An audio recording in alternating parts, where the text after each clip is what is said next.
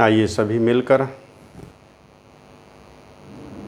एक गीत के माध्यम से हम सब परमेश्वर का ध्यान करेंगे।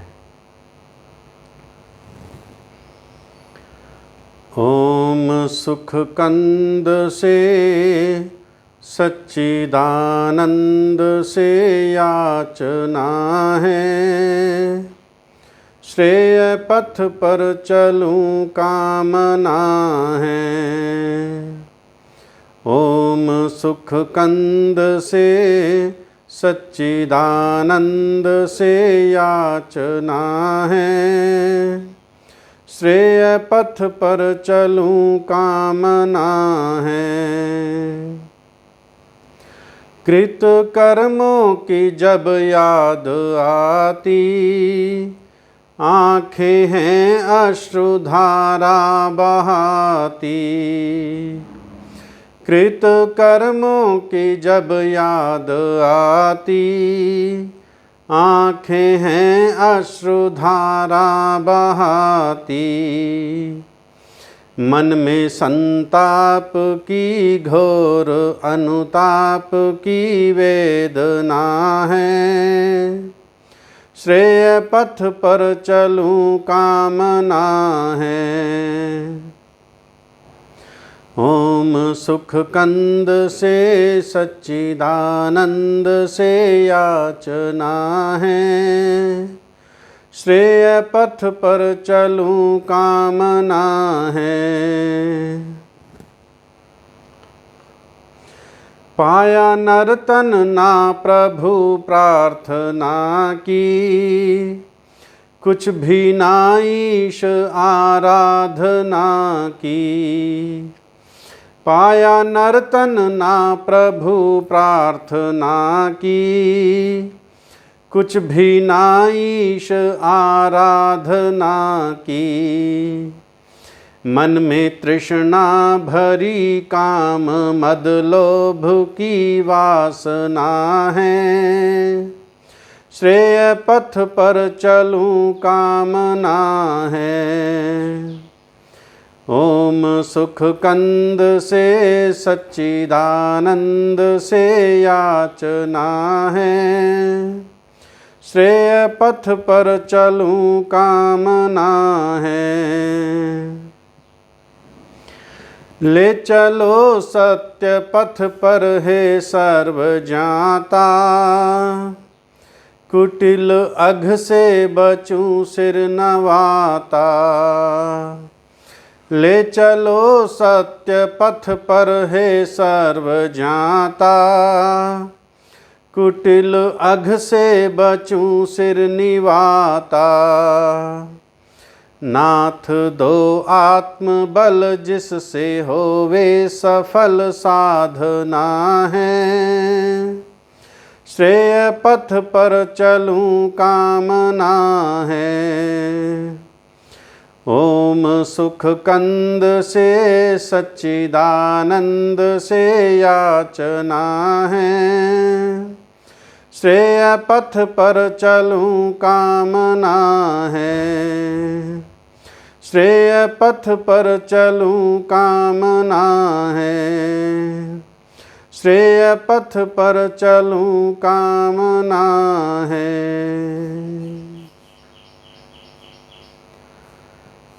ओम संध्या। हम सब संध्या की तैयारी कर रहे हैं।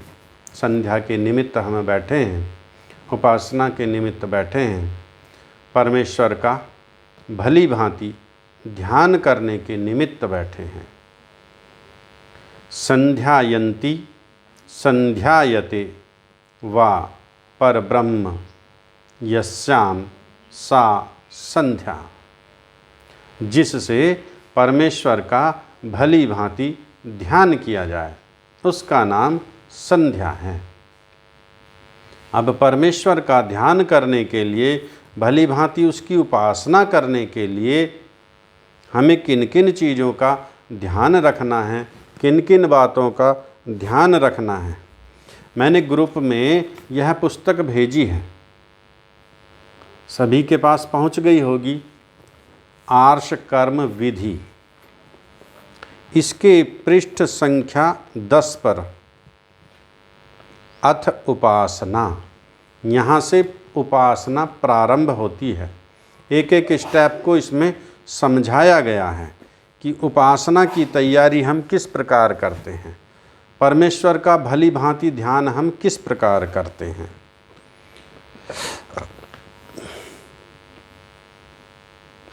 अथ उपासना यहीं से प्रारंभ करते हैं।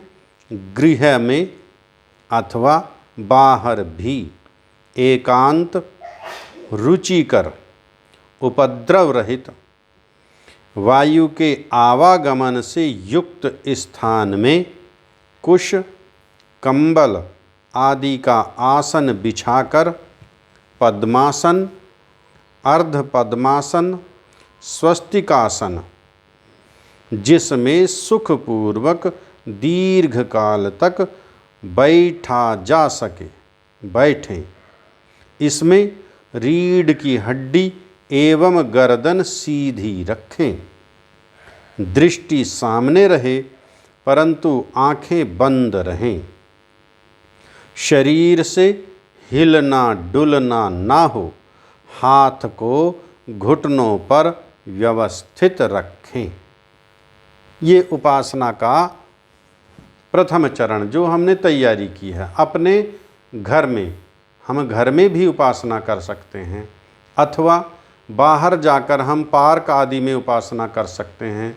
झील, सरोवर, तालाब, नदी के किनारे भी जहाँ कहीं पास में हैं उपलब्धता, उसके समीप बैठ कर के भी हम उपासना कर सकते हैं। लेकिन प्राय जो आज का वातावरण है वो सर्वोत्तम घर का ही है।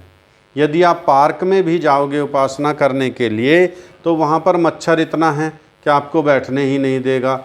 और यहाँ सीधा सीधा निर्देश है कि शरीर से हिलना डुलना ना हो। जिस समय उपासना के लिए हम बैठे हैं तो बिल्कुल मूर्तिवत, स्टैचू, जैसे पत्थर का प्रतिमा होती है ना, बिल्कुल इसी प्रकार कोई हिलना डुलना नहीं, कोई क्रिया प्रतिक्रिया नहीं। तभी मन एकाग्र हो पाएगा। शरीर में थोड़ा सा भी कहीं हलचल हुई तो मन तुरंत उसके साथ जुड़ेगा, आत्मा को उसका संदेश देगा। आत्मा जब दूसरे संदेश में प्राप्त करने में लगेगा, उसका विश्लेषण, निरीक्षण, परीक्षण करने में लगेगा, ईश्वर से ध्यान हट जाएगा। इसलिए सर्वोत्तम आज के वातावरण में घर का ही वातावरण है। और घर पर भी यदि मच्छर आदि परेशान कर रहे हैं तो आप ले सकते हैं नेट वगैरह, मच्छरदानी लगा करके बैठें, कोयल वगैरह जला करके बैठें। कोयल इसलिए हानिकारक होता है कि आप प्राणायाम करेंगे तो उसका शरीर के अंदर फिर दुर्गंधी है, ये सब नुकसान देने वाले ही हैं, इसलिए मच्छरदानी उपयुक्त है। तो इस प्रकार का हम आसन रखें। रीढ़ की हड्डी जो कमर है हमारी वो बिल्कुल सीधी 90 डिग्री पर, और गर्दन भी सीधी रहे। दृष्टि बिल्कुल सामने रहेगी लेकिन आँखें कोमलता से बंद। आँखें यदि खुली रहेंगी तो रूप का दर्शन होता रहेगा। कोई चित्र आ गया सामने, कोई व्यक्ति सामने से निकला, कोई जीव जंतु, पशु पक्षी, कीट पतंग सामने से निकला, तुरंत उस रूप को मन ग्रहण करेगा, आत्मा पर पहुँचाएगा। आत्मा उसका निरीक्षण करेगा, कीट कैसा है, जीव कैसा है, पशु कैसा है, व्यक्ति कौन है, किस लिए गया, हाथ में क्या ले रहा है, दौड़ कर गया, धीरे धीरे गया, अनेकों प्रकार के प्रश्न उठने लगते हैं। इसलिए हम आँखें कोमलता से बंद रखें। ये योग दर्शन का सूत्र यहाँ पर दिया, तत्र स्थिर सुखम आसनम। आसन किसे कहते हैं? स्थिर सुखम आसनम। स्थिरतापूर्वक बैठें और सुखपूर्वक बैठें। सीधे बैठने का अर्थ ये भी नहीं है शरीर को बहुत ज़्यादा हमने टाइट कर लिया है, इस प्रकार अकड़ करके हम बैठ गए हैं ना। रीढ़ की हड्डी सीधी रहे, कमर गर्दन सीधी बिल्कुल, और शरीर को फिर ढीला छोड़ देंगे। तनाव खिंचाव नहीं लेना है शरीर में। हाथों पर भी बहुत ज़्यादा जोर नहीं डालना है। हाथों को घुटनों पर व्यवस्थित करें तो बस टिकाए रखना है, बहुत ज़्यादा जोर नहीं देना है, प्रेस नहीं करना है, दबाना नहीं है। बस धीरे से घुटनों पर हाथ को रख लिया और शरीर को ढीला छोड़ देना है। इसका नाम है आसन। इसके बाद मानसिक उच्चारण करेंगे आप, ओम विश्वानि देव सवितर्दुरितानि परासुव यद्भद्रं तन्न आसुव।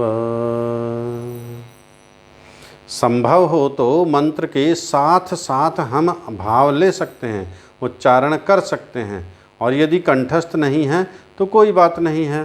पहले आपने मंत्र का उच्चारण किया, उसके बाद अर्थ का उच्चारण कर लेंगे। हे सकल जगत के उत्पत्ति करता, समग्र ऐश्वर्य युक्त शुद्ध स्वरूप, सब सुखों के दाता परमेश्वर, आप कृपा करके हमारे संपूर्ण दुर्गुण, दुर्व्यसन और दुखों को दूर कर दीजिए, और जो कल्याणकारक गुण, कर्म, स्वभाव और पदार्थ हैं वह सब हमको प्राप्त कीजिए।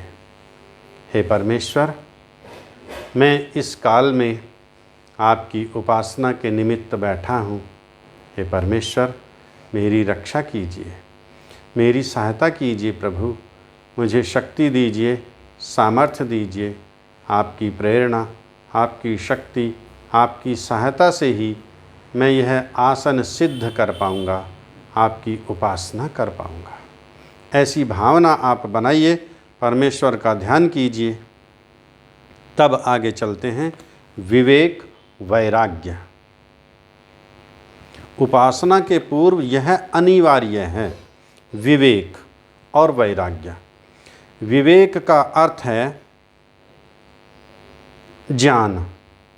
विवेक कहते हैं ज्ञान को, अर्थात जो वस्तु जैसी है उसको ज्ञान पूर्वक वैसी ही समझना, वैसी ही जानना, वैसा ही मानना। और जब हमको विवेक होता है तभी वैराग्य होता है। जब तक विवेक नहीं होगा तब तक वैराग्य नहीं हो सकता, और जब तक विवेक वैराग्य नहीं हो सकता तब तक हम ठीक ठीक उपासना कर नहीं सकते। ये निश्चित है। भले ही हम प्रतिदिन बैठते हैं, कई बार होता है ऐसा, अरे मुझे तो बाहर जाना था और जाने के लिए देर हो रही है, लेकिन 10 मिनट रुको, अभी 10 मिनट और मैं उपासना और कर लूँ, मैं संध्या और कर लूँ। भागे भागे आए, दौड़े दौड़े आए, आसन बिछाया, तुरंत बहुत जल्दी से बैठे और जल्दी जल्दी मंत्र पढ़ने लगे, और मंत्र पढ़ करके और फिर हम चल दिए, हाँ जी हो गई संतुष्टि, हो गई उपासना, हो गई संध्या। ऐसा नहीं है। संध्या करने के पूर्व सारी तैयारियां करनी पड़ती हैं। जैसा कल बताया भी था, शारीरिक, वाचिक और मानसिक 3 भागों में हम संध्या को विभक्त करते हैं। तो यहाँ पर है विवेक और वैराग्य। विवेक करना है हमको संसार की जो हमारे चारों ओर जितनी भी वस्तुएं हैं, जितने भी भौतिक पदार्थ हैं, और जो हमारा यह शरीर है, इसका हम निरीक्षण परीक्षण करें। संसार, शरीर एवं मृत्यु की यथार्थता के परिज्ञान हेतु इनके स्वरूप का यथार्थ चिंतन करें। परिकल्पना नहीं, कल्पना नहीं करनी है। अपने मन से कोई धारणा हम बना लेते हैं भिन्न भिन्न प्रकार की, इस प्रकार की कल्पना नहीं करनी है। संसार, यह संसार क्या है, यह संसार किस प्रकार उत्पन्न होता है। सत्यार्थ प्रकाश में आपने जान लिया है, 8वें समोल्लास में सृष्टि का निर्माण किस प्रकार हुआ, किस प्रकार इसकी रचना हुई। और संध्या के मंत्रों में भी प्रतिदिन हम करते हैं, अघमर्षण के मंत्रों में ऋतंच सत्यं चाभिधात तपसोऽध्यजायतः, परमेश्वर से ही यह समस्त संसार उत्पन्न होता है। तो यह संसार उत्पन्न क्यों हुआ?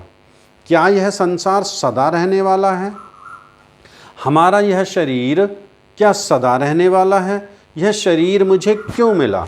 मनुष्य का शरीर ही क्यों मिला? जीव जंतु पशु पक्षी का शरीर क्यों नहीं मिला? इस शरीर का क्या उद्देश्य है? इस शरीर का क्या लक्ष्य है? यह शरीर कब तक रहेगा मेरे पास? क्या हमेशा के लिए यह शरीर रहेगा? एवं मृत्यु की यथार्थता, मृत्यु क्या है मृत्यु से भय कैसा, मृत्यु से डर कैसा, मृत्यु किसे कहते हैं? आत्मा का शरीर के साथ संयोग हुआ है, इसका नाम जन्म है। और जिस जिसका संयोग होता है उसका वियोग निश्चित होता है। ये अटल नियम है, ये एक सिद्धांत है, वैदिक सिद्धांत है। जिस जिसका संयोग होता है उसका वियोग निश्चित होता है। हमारा यह शरीर पंच महाभूतों का संयोग है, तो इनका वियोग निश्चित है। किसने इनको मिलाया? ये पंच महाभूत किसने एकत्रित किए? प्रकृति के जितने पदार्थ बने हुए हैं वे सब पंच महाभूतों के संयोग से बने हुए हैं। किसने बनाया इनका संयोग? और जब संयोग हुआ है तो वियोग तो निश्चित है। आत्मा का इस शरीर के साथ संयोग हुआ है तो वियोग तो निश्चित है। अब इस मृत्यु की यथार्थता को हम जब जान लेंगे तो फिर डर नहीं, कोई भय नहीं, कोई शोक नहीं, कोई क्लेश नहीं। परिवार में, समाज में, संबंधियों में हम प्रतिदिन देखते हैं इस प्रकार की घटनाएं होती रहती हैं। कहीं जन्म हो रहा है, कहीं मृत्यु हो रही है। तो जन्म का हुआ तो हम तुरंत जान लेंगे, हाँ एक आत्मा का शरीर के साथ संयोग हुआ है। क्यों संयोग हुआ है हम तो जान गए हैं, हम तो विचार कर लेंगे। हाँ ये आत्मा मनुष्य के शरीर में आया है तो भोग और अपवर्ग की सिद्धि के लिए आया है। जीव जंतुओं के यहाँ शरीर का संयोग हुआ है आत्मा के साथ, तो वे अपने फल भोगने के लिए आए हैं। जब उनका फल भोग पूर्ण हो जाएगा शरीर को छोड़ देंगे, दूसरा शरीर धारण आत्मा कर लेता है। इसका हम यथार्थ चिंतन करें। परिकल्पना, विचार कल्पना वाला नहीं करना, अवैधिक मान्यता को लेकर नहीं चलना, जो यथार्थ मान्यता है उसी को लेकर चलना है। संसार एवं शरीर आदि की परिवर्तनशीलता, परिवर्तनशीलता अर्थात यह संसार भी परिवर्तनशील है और यह शरीर भी परिवर्तनशील है। यह भी निश्चित बदलेगा, यह संसार भी निश्चित बदलेगा। इस सृष्टि की आयु 4 अरब 32 करोड़ की है, उसके बाद यह स्वतः समाप्त हो जाएगी, फिर निर्माण होगा, फिर प्रलय, फिर निर्माण, फिर प्रलय। उसी प्रकार हमारा शरीर है। आत्मा इस शरीर में आया, संयोग हुआ तो वियोग भी निश्चित होगा। संसार एवं शरीर आदि से आसक्ति को न्यून करें। आसक्ति कहते हैं अटैचमेंट, लगाव, जुड़ाव, मोह। अर्थात जब हमें यह मालूम है कि यह शरीर हमें सदा के लिए नहीं मिला, कुछ समय के लिए मिला है, लक्ष्य प्राप्ति के लिए मिला है, तो यह शरीर हमारा छूटेगा। शरीर छूटेगा तो इस शरीर से और इस सांसारिक उपभोगों से, सांसारिक पदार्थों से अपनी आसक्ति, अपना अटैचमेंट, अपना लगाव कम रखें। यदि हम लगाव बढ़ाएंगे तो दुख हमारा बढ़ेगा, उपासना में मन नहीं लगेगा। और यदि अटैचमेंट कम रखेंगे तो उतना दुख नहीं होगा। पड़ोसी से आप एक वस्तु मांग करके लाए, मोटरसाइकिल मांग करके लाए, साइकिल मांग करके लाए या उनका छाता मांग करके लाए, आपका कार्य सिद्ध हो गया। पड़ोसी की वस्तु पड़ोसी को दे आए आप। उनका छाता मांग करके लाए थे, आपको कहीं जाना था, कार्यालय में, बाजार में, मार्केट में कोई वस्तु खरीदने के लिए, तो आपका 1 मिनट रुकेंगे।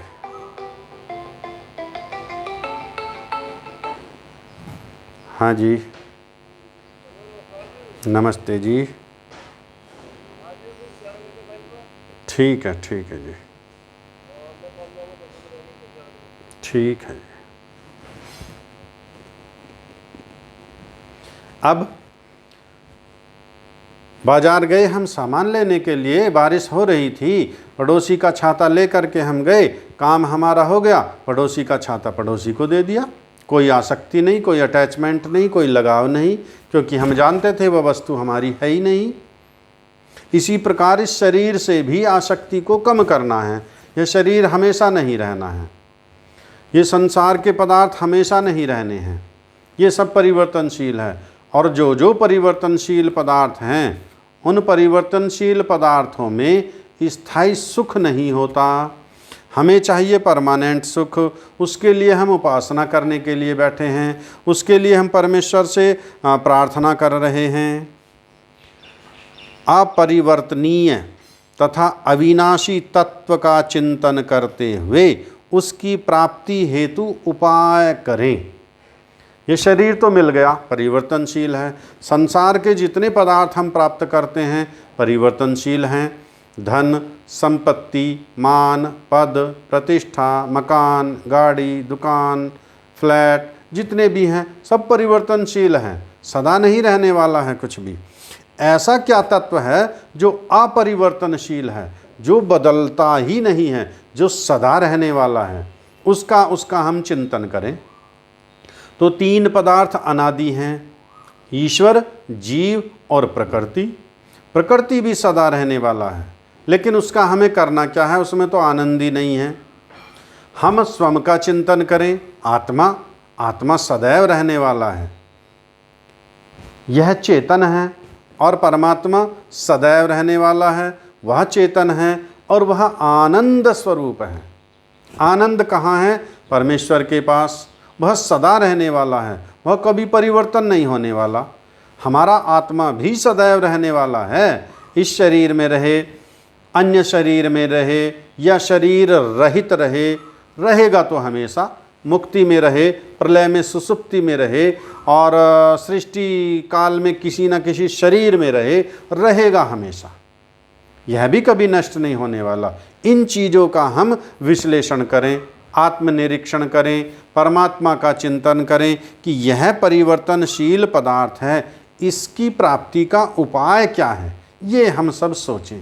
इसका उपाय है ये हमारा अष्टांग योग का परिपालन। उपाय है अष्टांग योग का परिपालन। अष्टांग योग क्या? यम, नियम, आसन, प्राणायाम, प्रत्याहार, धारणा, ध्यान, समाधि। ये 8 अंग हैं, ये 8 चरण हैं, ये 8 स्टेप्स हैं। आपको ऊपर चढ़ना है, मंजिल ऊपर है, जीना जिसको कहते हैं, स्टेप्स कहते हैं, स्टेयर्स कहते हैं। उसमें 8 चरण हैं, 1 2 3। जब तक आप प्रथम सोपान पर अपना कदम नहीं रखेंगे तब तक ऊपर किस प्रकार पहुंच पाएंगे? मंजिल पर पहुंचने के लिए एक एक सीढ़ी को चढ़ना होगा, एक एक पैड़ी को चढ़ना होगा, एक एक स्टेप्स को चढ़ना होगा। तो ये 8 चरण हैं उपासना के, और इनसे ही उस अविनाशी तत्व की, अपरिवर्तनशील तत्व की हम प्राप्ति कर सकते हैं। उसी की प्राप्ति का हमारा यह लक्ष्य भी है, यह मनुष्य का शरीर भी उसी की प्राप्ति के लिए हम सबको मिला भी है। तो उसी के उपाय पर हम विचार कर रहे हैं। प्रथम है यम। जो 8 अंग हैं इसके, उसका प्रथम अंग है यम, और यम भी 5 प्रकार के हैं। उन 5 में जो प्रथम